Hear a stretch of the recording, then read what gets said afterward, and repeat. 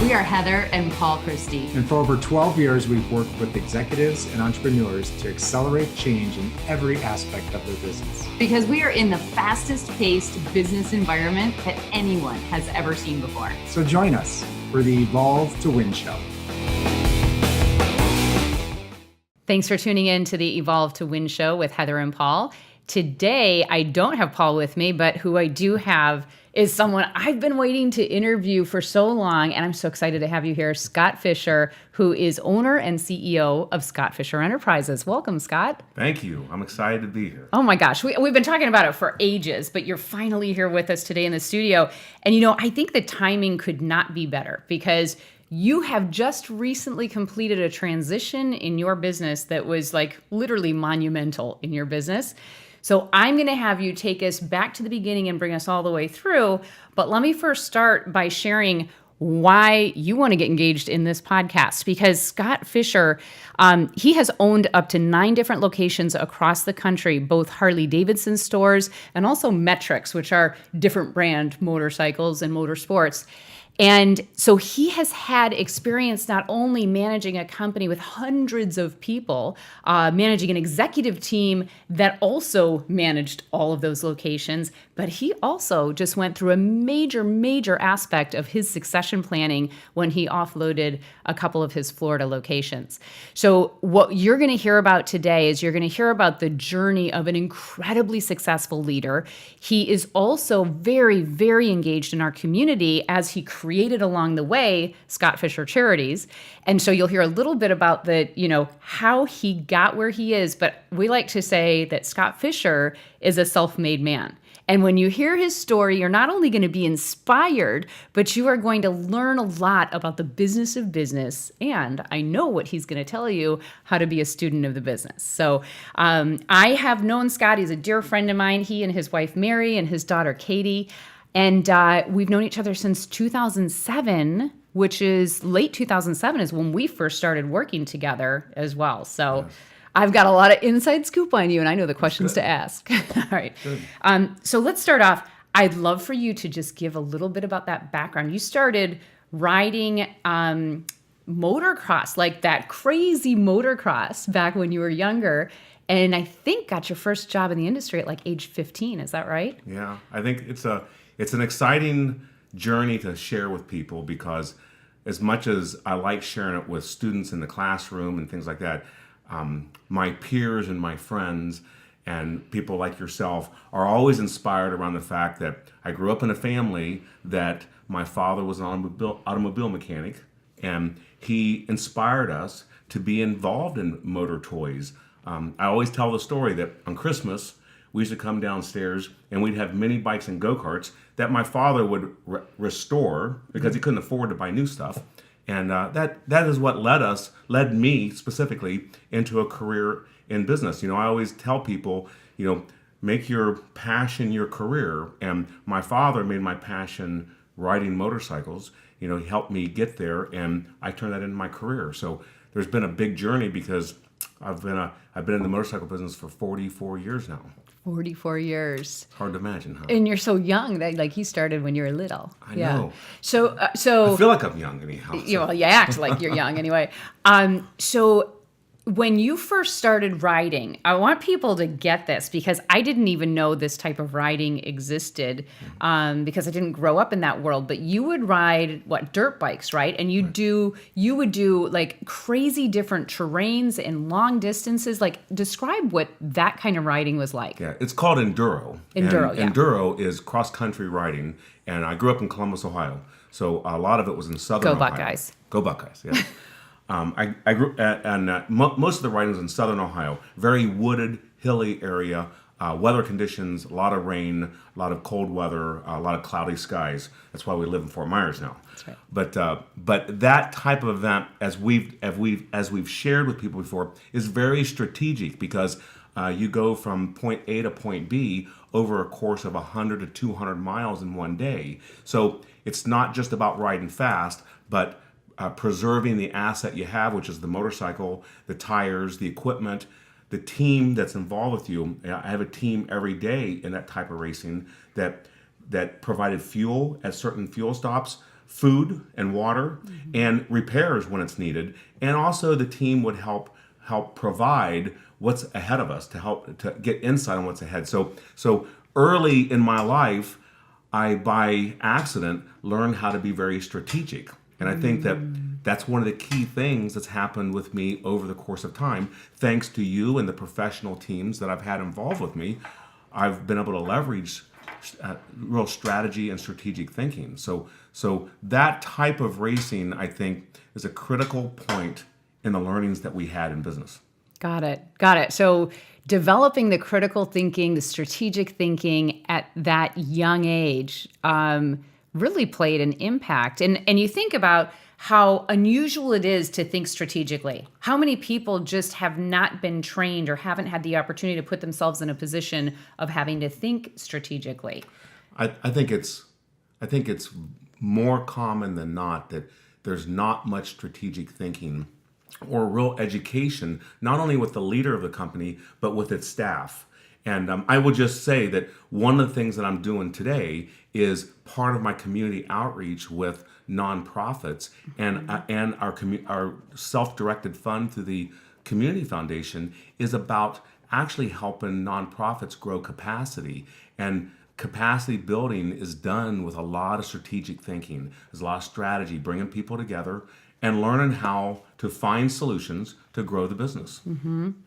Yeah, I mean, the way that you've parlayed your experience in business and your strategic thinking and the models that you use into the nonprofit sector are absolutely incredible. And quite frankly, we could do a whole separate podcast on, and I think we should do that, on the nonprofit world and how you're helping nonprofits build capacity, right? Yes. Just the whole picture. So let's lock that one away. Yeah. All right. When I first started working with your organization, I want to say you had 9 dealerships at the time. And so the distinction is they had Harley-Davidson dealerships. They had what they called metric dealerships, which were basically non-Harley brands, but everything from Kawasaki's and Hondas and some of the what people might call the crotch rockets, right? All the way to other motorsports, the jet skis and things like that. West Coast Motorsports, I think, was the name back then. West Coast Motorcycles. Yeah, Yes. yeah. So, and one of the, I think it was right around 2008, where you made a strategic decision that I think was a very, very critical decision in your growth path to exit the non-Harley business and get laser focused on Harley-Davidson. Can you share a little bit about how that strategic decision came about and why you did it? Yes. Well, first of all, I think there was a couple of really critical things that happened prior to that time frame. One of the items which I think you're probably going to talk about today is how we created health in our company, what we called our organizational health. We had that in place very recently prior to that downturn, and I had really begun to bring professional advisors into my world. I really am a believer that you got to put a lot of smart people around you. You have to learn from the people, and you have to bring people in from the outside and help grow the team you're with. Mm-hmm. So what was fortunate about that downturn was when the market went away in 2007, the non-Harley brands, Honda, Yamaha, Suzuki, Kawasaki, those manufacturers eliminated their retail financing. So our industry, the motorcycle industry, we finance about 90% of all the motorcycles we sell. So about 10% of the customers pay cash or have some other form of purchase. The others finance with the manufacturers. And at that time, there was no financing, and we did not sell any import vehicles. We had 4 very big stores. They were in Columbus, South Carolina, Fort Myers, and Cape Coral. So we were spread out. We owned real estate, and the Harley business at that time, although was challenged, was still thriving fairly well because of the strength of the Harley-Davidson business that during that time frame was really, really strong. And the cash flow that it was taking to keep those metric stores open was draining all the profits that were happening in the Harley business. So as a team, we pulled our team together. Fortunately, we had you, we had our other business coach, and we went through real hard decision process about how do we make it through this time frame. And this is where, when you have a team aligned around health, a team that's aligned around having trust with one another, that's really willing to dig in and lay the real facts on the table, you can come to some real tough decisions. And the tough decision was we couldn't sell the import stores, the non-Harley stores. We had to close them. We had to lay off about 375 employees. And we made this decision in middle of September. And by December 1st, we were completely out of the non-Harley-Davidson business. We made a strategic plan in a 5-day time frame, and we executed it literally in a 2-month time frame. And that was one of the toughest decisions that we ever made, but I can say that it was one of the best decisions that my company ever made to really become a great company. We made decisions during the downturn, and fortunately, we made decisions that allowed us to have greater cash flow, which is what every company needs, always, but mostly during the downturn. So I will never forget the days behind the closed doors and the discussions that were had. And I will back us up, and because I want to talk about organizational health and how we got there. But what happens all the time is that I think people see who they see because they've gotten to the top of the industry. Like, everyone knows Scott Fischer. If you're in Southwest Florida, if you're in the Harley industry, you know Scott Fischer. Like, you're famous, not only in the industry, but in your community. But they see you for who you are now. And they don't see the hard work, the tough decisions, and how you prepared yourself to make those tough decisions and not only stay alive during the downturn, but to thrive during the downturn. And I'm not sure that anybody knows exactly what you went through during that time. So let's back up again, and I want us to lead into how you got yourself to be able to make those, like, such a difficult strategic decision. 375 employees, like, it was tough. And so let's back up, first of all, to your start in the business, right? Because they see you here now, and they just see you as this success, and they don't know how you got to that place. Mm-hmm. Share with us how you got into the industry in the beginning, like in your first store. Yeah, well, as a youth, as a young adult, when you ride motorcycles, race motorcycles, probably the thing you want to do more than anything is go into the motorcycle store. Mm-hmm. You want to spend as much time as you can hanging out at the motorcycle store, which obviously we want everyone to do that today. You know, we want everyone to come and hang out at motorcycle stores. So I wasn't unusual. I just was an enthusiast, and I had the opportunity to spend time in a motorcycle store when I was 14 years old, and actually began a job before I drove an automobile. And I pushed the broom, swept the warehouse, took out the trash, and worked my way through the business. I got fired from my first job because I took somebody on a test drive on a snowmobile, and I went too fast, and the customer complained to the manager, and I got fired. And I can remember crying because I lost my first job. But I went right to work for the competitor. And I continued to work in the industry until I got into a management position, and I worked in all phases of management in the company. And up until 1987, I was the general manager in a Honda dealership in Columbus, Ohio. And I had a company in Fort Myers, Florida, ask me on New Year's Eve to go to lunch, and that lunch date was the company in Fort Myers, Florida, recruiting me to move to Fort Myers to manage a Harley-Davidson Kawasaki dealership. So, you know, I worked through my Columbus years for some extended period of time, and then I had an opportunity to move to Florida to manage a Harley-Davidson brand. And I will tell you, when I moved to Fort Myers, the Harley-Davidson brand was a product we wouldn't even take on trade in the Honda store. I think this part is hilarious, right? You're like, people Harley. would bring Harleys to trade in at the Honda store, and we would not take them on trade.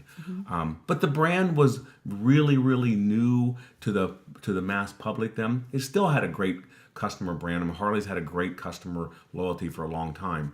But in the motorcycle world, the retail world, it was a tough brand to manage. But I will tell you that when I came to work in Fort Myers, Florida, I came solo. My wife had to stay home and sell our house, and I rode a Harley-Davidson every day to and from work in the first 30 days. And within 30 days, I was completely a brand loyalist for Harley. And we see that today. We bring new people on today, and the brand is so strong and so powerful that people really, really align great with that brand. And anybody does, male, female, and almost any age demographic. Once you go Harley, you never go back, right? Well, we hope so, but they got a little competition now, but not much. They still own, Harley-Davidson has about 55% of the market. Yeah. So it's a very, very strong really brand. Strong. Yeah. All right. So I just want to pause for a moment and say to any of our listeners out there, if you're, in that space, maybe you're younger and you're trying to figure out what your career path is, take a note from Scott Fischer here. I mean, first of all, he went into an industry that was not just a passion of his, but like he was a full-on enthusiast, right? Yes. And so he loved being there. You lived it, you breathed it, and probably didn't even feel much like work. But you look at where he is now and what he's accomplished, and you picture him pushing a broom around and, terrifying somebody because he was taking him too fast on a test drive, right? Like, these are the beginnings of what turned into this unbelievably prosperous career for you. So, I think the message that I take anyway from it is if you get dialed in and you remain focused and you begin to learn every aspect of whatever industry you're in, you have whatever opportunity. Like, you create your own opportunity by getting that engaged. And that's what, you've always been so incredibly engaged and incredibly passionate. I mean, up until today, right? Yeah. All right. So you got your first ownership opportunity because you got recruited down to Fort Myers. Tell us a little bit about that old, if you guys remember the old Harley location, just tell us a little bit about that part of your world. Well, our original dealership was on Fowler Street, where the Powers Auto Radiator building is at now, which is up on the north end of Fowler Street. It was a little 5,000 square foot building. It had 3 brands, Harley-Davidson, Kawasaki, and BMW. There were no Harley-Davidsons on the showroom floor. So first 30 days, we moved that product on the showroom floor. But I had a surprise visit in the first 2 weeks I was there. The landlord evicted us. So I had a 30-day eviction notice. And I'm a new young guy, 27 years old, in Fort Myers, Florida, no family, and I've been evicted from the job that I just got. So it was interesting. But hey, you find solutions to it. I had a customer who was an attorney, helped me buy some time, 6 months in the lease. But the Fort Myers store had moved 6 times. Currently today, it's the last location, of course, that I will have moved it is 6 Bends, which is out on I-75. But we moved that store in a 6-month time frame to a temporary move that was going to be for 2 years. Wow. And then we moved it again to Boy Scout Drive. And then from Boy Scout Drive, that's where the Harley-Davidson business really changed because we separated Harley from the Kawasaki and CD Watercraft and built a separate Harley-Davidson dealership, which was right next to Sam's Wholesale Club. And some of you might recall that location because it became Denny Grimes and Company's real estate office, and now it's Royal Shell's real estate office. Mm-hmm. So we built that little store for a Harley-Davidson dealership, and within 3 years we outgrew it. So we built it from the ground up.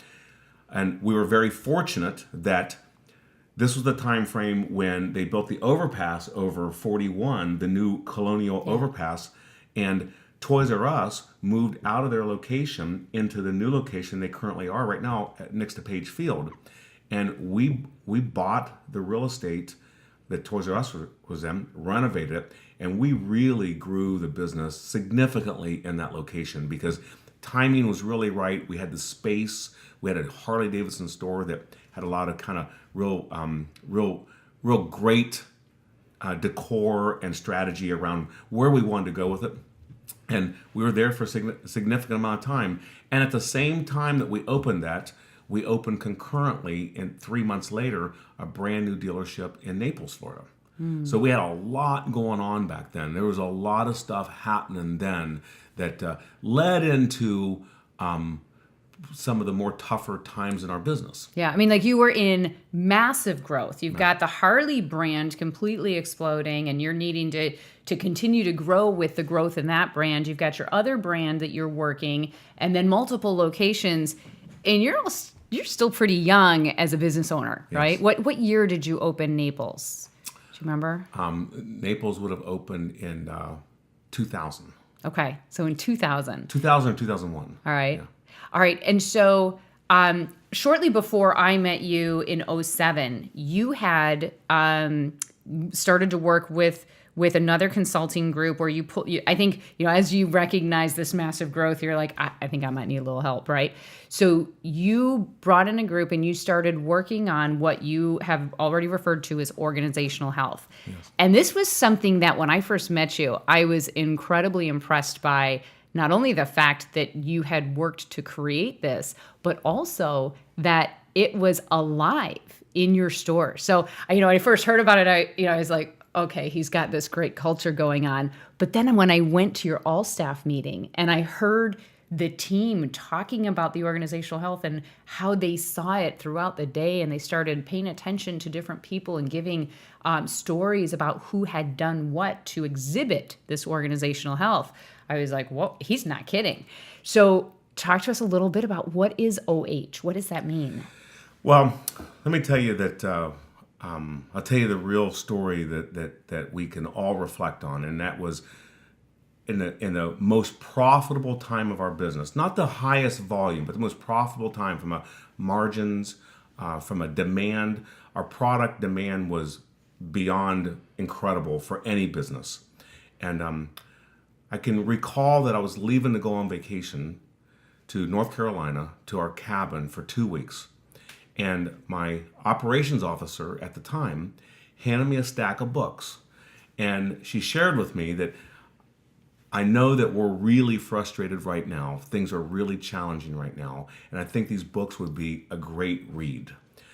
And the reason why she really reflected on that was because we had shared with each other that how can we have so much success right now and have such unbelievable turnover in staff, and our customers all hate us. Mm-hmm.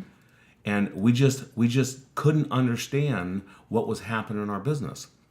So as I went on vacation and reflected with the books in the table group, which was, the temptations of a CEO, death by meeting, and all these books, they're fables, but I read these books and I'm like, this can't be real. Did they write these things about me? Yeah, like, are they watching me? Are they watching me? And these are books about what's going on in our life right now. But I called the table group. It's Patrick Lencioni is the author and the owner of the company. I called the table group and I organized to have them come do a in-depth workshop with us. And here's what we really learned is that we created organizational health through the table group. But what you learn is that in order to be a great company, you have to be smart and you have to be healthy. And people always say, well, what do you mean by that? Well, I think that almost every Harley-Davidson dealership is very smart because smart companies have great financing, they have great locations, they have great systems and processes, they have great brands. The brands are all the same. The buildings are beautiful everywhere you go. I mean, everyone says, I see a Harley-Davidson dealership on the freeway everywhere I travel. So all of them are really smart. But in order to be great, you have to be healthy. And healthy companies have minimal politics. They have really low turnover of great people. They have trust in their organization. They have high levels of communication. And people who work in healthy companies love what they do because they work for the management first, for the company first, and the brand second. So we learned through a lot of really hard work how to create health in our company. And it looks simple on the surface, but it takes a lot of work and a lot of commitment. And the one question that people always ask me is, can they get health in their company? I said, I believe everybody can have health in their company, but they can't delegate health. Health has to come from the leader of the company. Whoever is the leader of the company has to believe in health in order for health to really survive. And I believe what was great, what you experienced when you came on board, was we were in the real strength of the healthiest time of our business, because we'd been through this process for a couple years and we were making the turn, and people believed in the health, and when you believe in the health, people have something else to believe in besides their paycheck. Okay, they like to come to work. They like to collaborate with their staff members. They have trust. All the real elements that create great leadership and create great companies. Yeah. So it's really interesting because you think organizational health, and from Scott's really good description there, you might be asking yourself, do we have this in our company? There are a lot of companies who have taken the initiative to create a culture statement, and they've got their words up on their wall or on their website. And oftentimes they're just words that are up on the wall or on the website, but what's really going on in the organization is completely different. And I think it's exactly what you said, that you believed in this organizational health. You drove this initiative. And there was one piece that I don't think you said, which I know you will, is the over communication of that's the key, is the consistency and communicating it constantly. Yeah. From a very practical standpoint, share with the listeners how you over communicated that. So how did you bring it alive? Because you had locations around the country, and I don't care if I was walking into Albuquerque or Huntsville or Columbus, it is like the same culture in all the different locations. So pulling that off, you had a strategy that worked. How did you do it practically? Well, first of all, I think it's important, and everyone does understand this, is that there's a lot of great opportunities out there to create leadership and brands and whatever you want to call it in companies. Again, it comes to the conviction of a process, and that you're going to make sure that the staff really are convicted to it and understand it for it to work. So people always ask, how do you create health in a company? So one of the 4 principles of creating health is number 3, which is over communication. But if we go back to number 1, it's about building a cohesive leadership team. And a lot of people want to know what that is. And I have a great team right now. Well, great teams are teams that trust each other. And when teams trust each other, they're able to have real strong conflict with each other. If we can really have really great conflict and debate tough issues, and while we trust each other, we're able to find solutions and hold each other accountable to the results. We always said all the time, when you look at our 4 principles, building a cohesive team, one of the key items in it is this trust pyramid. And trust is the foundation of it, and the top of it is results. And whenever results aren't there, we always refer back to something's wrong with the team. Now, there's a lot of other stuff going on in the business, the products and processes and the economy, but our most profitable time frames was when our team had a level of trust that could really challenge each other on the process and for the good of the company, not of their individual results. So when you build a great team, when you really have a cohesive team, you have to create clarity in the company, the second simple step. And it's about answering this series of questions about how the company behaves and what its values are and who's responsible for what. And these are simple questions, but they are the questions that create the clarity in the company. And the clarity in the company is, what is our purpose? Our purpose in the company, most important item that we have is that we want to make people, what's a company's purpose beyond making money? And our purpose beyond making money is to make people's lives better. Mm-hmm. We genuinely believed that if we could make our employees' lives better, our customers' lives would be better. And it's a fact. When our employees were at the height of their satisfaction, of their alignment in their culture, our customers were completely blown away. And that's more important than any building, any process, any brand you could possibly have. When you have the power of your people, you can sell anything. You can do anything. You can get anything accomplished. So when we create our clarity, it's a very simple statement. It's what you would have seen at every all-staff meeting. We review our clarity every single meeting, every single morning. I'll come back to that. But you have a purpose, you have values. Our 3 key values. Sounds pretty simple: reliability, commitment, and attitude. But let me tell you, the way we talk about reliability, commitment, and attitude is much different than just people saying people got to be reliable. In fact, I say, reliability isn't about coming to work on time. Reliability is about supporting your team members, is covering them when they're overloaded with their work. Reliability has a much greater, deeper meaning than just coming to work on time. And we talk about when reliability, commitment is to the good of your staff members, of the people you work with, to the company. It's not about commitment isn't about making the biggest margin on the customer. Commitment's about doing what makes the customer and your peers feel great about. That's what great employees do. Great, reliable employees that are committed to the good of business, they grow their positioning phenomenal in the business. Employees that demonstrate that are the ones that really grow that have the growth in our company. And then we talk about the third one, which is with a good attitude. Employees that are reliable, committed to the good of business with a great attitude. That seems common, but you can't believe how many employees say, I'm going to be reliable because they want me to be, and I'm going to be committed because they want me to be, but I don't like doing it. It's hard work. Our type of health requires a type of hard work that a lot of people never experience. And it's about how to really to drive and grow in a healthy business. So to be reliable and committed to the good of business and do it with leave at night saying, I'm glad that I worked hard and I covered people's butts all day and I did the right thing for the company. It's doing it with the right attitude. It's just so important. So why is that all important? That's probably the primary thing that attracts people to our company and pushes people out of our company. Yeah. Most people leave our company because they don't want to have those values. And that's okay. We say it all the time. It's all right. This isn't for everybody. Not everybody wants to smile and have crap thrown at them all day long.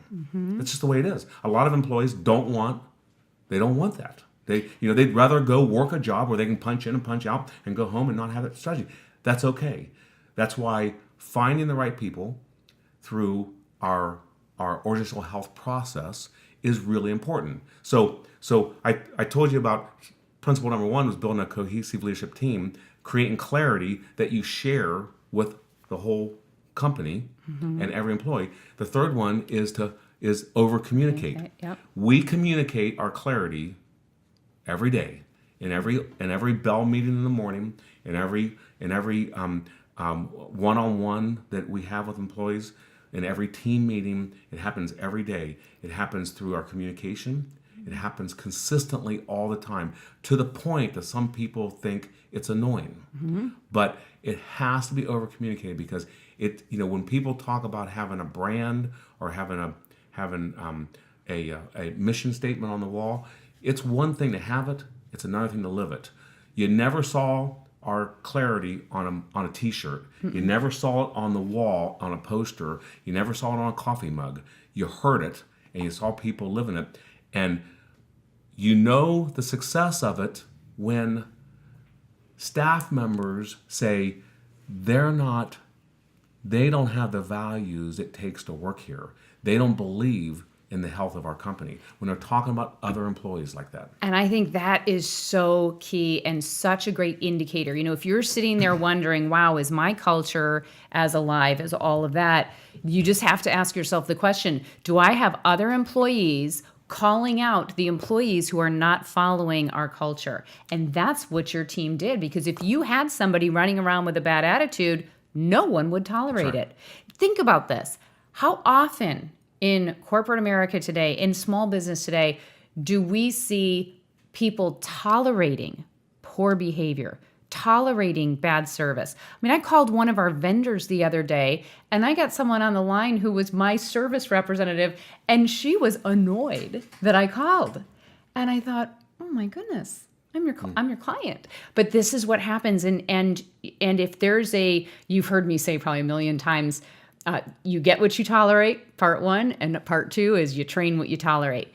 Well, you guys didn't tolerate poor performance. You didn't tolerate a lack of commitment. You didn't tolerate a lack of reliability or, somebody who shows up with a bad attitude. And that's how you kept it alive. Like, you kept it alive in that way. But I want to go back real fast to your daily bell meeting. So there are a lot of people out there who just won't understand this idea of a daily huddle. They just say, oh, you know what, we don't have time for it. Or, people show up at different times. Or, like, I've heard every excuse in the book about this. But tell us, what is the value of having that daily, what you call bell meeting? Well, first and foremost, to over-communicate our health. Yeah, I mean, think about that. Number one reason is to over-communicate our health, to reinstate again why we're here and what our purpose is, okay, and how do we behave. Because what you focus on is what they focus on. That's right. That's the reality. That's right. Okay. And secondly is to prepare everybody for the day,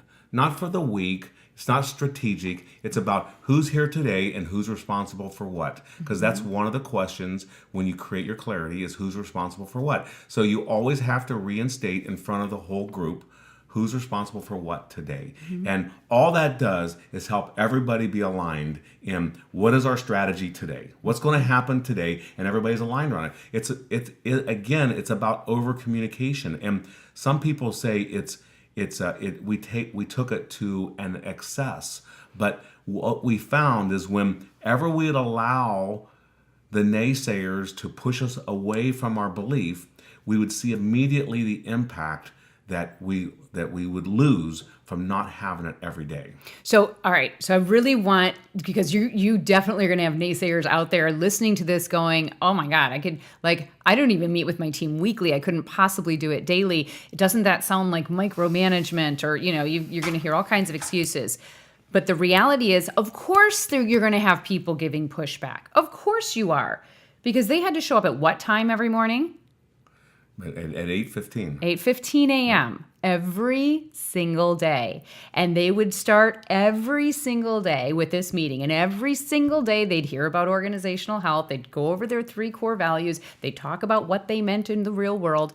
And yeah, so you're going to get people who are annoyed by this. And they're going to probably kick and scream a little bit. And if you let them, and you're like, oh, maybe we are doing it wrong, then you've just allowed the employees to take over the culture of the organization, and it's not what you want. So you took such a strong initiative to drive that culture all the way through until today. You're still doing it today. Yes. I have friends today that work in other businesses that when I have an opportunity, peer-to-peer discussion about work, about their work, not anybody asking my advice, but what I learn and listen to people is the biggest challenge people have in their workplace is they don't feel like they're a part of the company's strategy or communication. They don't really know what's going on. And our staff really, really knew what was going on in our company. They understood what we were doing every day, and we empowered that in the people. So it's critical that people that if you're going to work really hard, and we work really hard, and we still do today about building a cohesive team. The work that goes into it. Look, you do a lot of that work through disc work, through leadership stuff. We still do all that work today, still with that great leadership team, because there's turnover. At some point in time, there's turnover and there's disalignment. And when you create that clarity, it's important. And you over-communicate it every day, it's important. And of course, one of the most important principles is that you have to have organizational health through your human system. So when we on our website, if you go to the Scott Fischer Enterprise website right now, you'll see organizational health is a cornerstone of our business. And when you apply or you fill an application, part of the process is that we will discuss with you about our health in our company, our organizational health. when you onboard, the onboarding process will be mostly around the health of our company. And then you'll hear it over and over every day.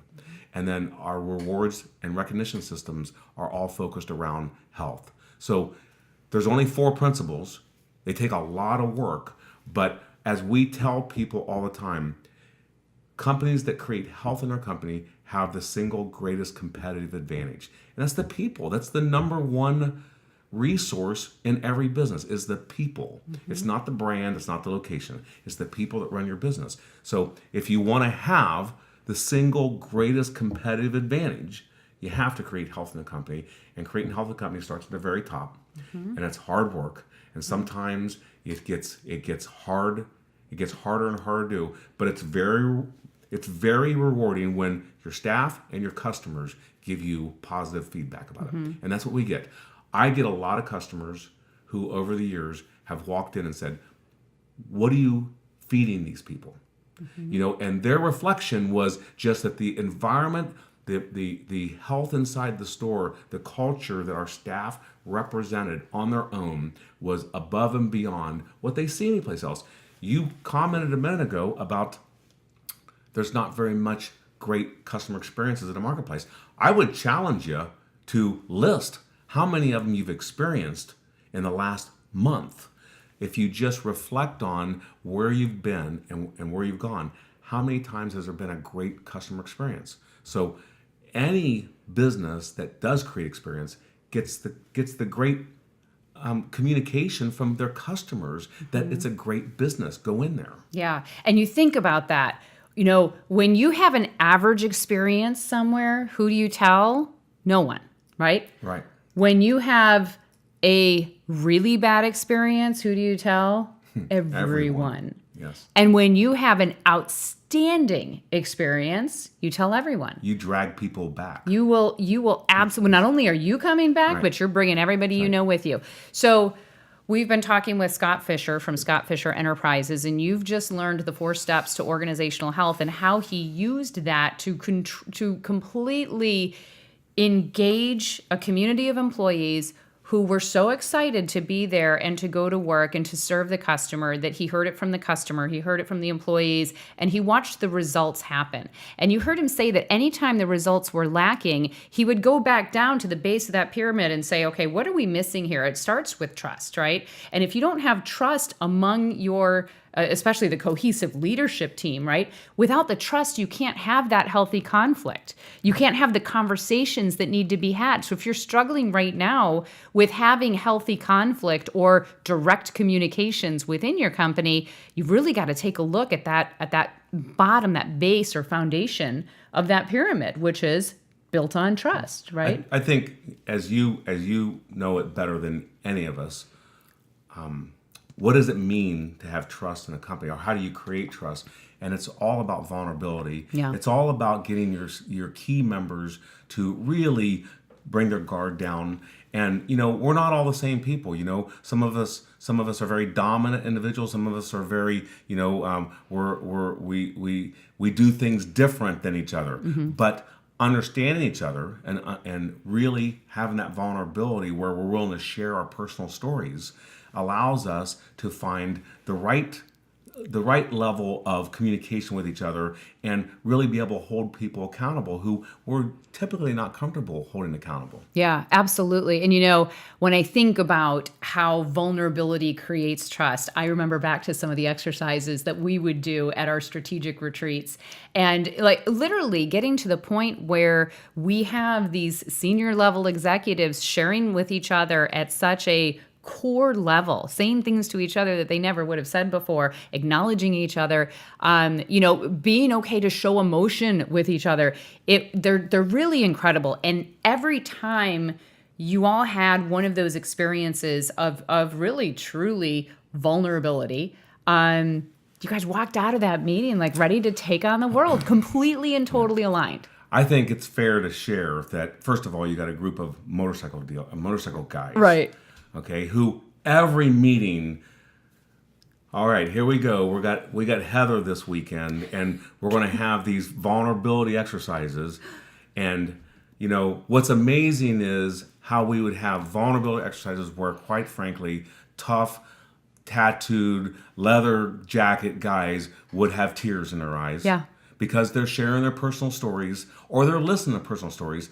But beyond that, we even had other vulnerability exercises that when we left, our staff would always say, you know what, I regretted going to that session, but it was so powerful. And it is. That's how you build trust in companies. Is you got to get vulnerable. You got to be able to pull down that guard and really share what's most important to you. And it's uncomfortable, right? They're uncomfortable going in because they know that they're like, I don't know what she's going to do this time, but I know it's not going to be comfortable. And then every last time they walk out, like, that was awesome. I even had a meditating once. Now that was hilarious. I'm like, do I dare do it? Do you remember that one? It was unbelievable that we meditated, and there was about 15. That was your entire corporate retreat. That's right. All the leaders. With all of our managers. And we're sitting in a meeting room on the floor meditating. And it was a real world experience. I mean, people shared what they got out of the meditation. It was really very powerful. And I offered anyone who wanted to come early that next morning and do another meditation. They all showed up. Yes. Everybody showed up a half hour early so they could get their meditation in. I think but I think it's just a great example. You know, those are the things that you get to learn when you're willing to be, I'll say, when you're willing to be a leader, bring people in and find solutions to building real leadership in your company. Okay, so whether it's health or whatever we want to call it, it's really about driving leadership in your company, building, growing people. And, we'd never done that on our own. We'd have never done that if we weren't trying to really be vulnerable. We wouldn't have done that kind of stuff. And we did that kind of stuff. And one thing I know for sure, whether those employees are with me or with the businesses that we sold or not, they'll all share those stories of very powerful stories from their business career. Yes. And so I'm proud of that. I'm proud of the fact that those are the things that I really got to provide to staff. I got to provide to staff a level of leadership and growth that they wouldn't get in other places. And they tell me that today. They want people who aren't with us today. So I don't get the kind of leadership. We don't have the kind of health in our company that we had at SFE. Yeah. So that's what's exciting. I mean, that's at the end of the day, it's about making people's lives better. So, the term is, your core purpose beyond making money. What is your core purpose beyond making money? And it's deeper than, customer satisfaction. It's deeper than that. When we talk about making people's lives better, we talk about when people leave the store that they share that their experience changed their life. What does it mean to change your life? Changing your life just means that I'm excited when I left this store. Life is better today. We live in a world of bad news all the time, crap news all the time. So it's although it seems simple, it's hard to do, but that's what people share with you. Your employees and your customers share with you that their lives are better because of what you provide to them. And it's that transformative experience that really matters. And you should be proud because you've provided experiences, growth experiences for all of those employees who've worked for you throughout the years that they never would have had without you. And they wouldn't have had if you didn't reach out and pull people in around you to create those experiences. These were outside of the box, outside of the day-to-day work. You invested a ton in creating all of those experiences. And you're right, you guys are connected forever because of them. So I have so much more that I want to talk with Scott about. We're going to have to do it on another episode. But again, you've been listening to Scott Fischer, owner and CEO of Scott Fischer Enterprises.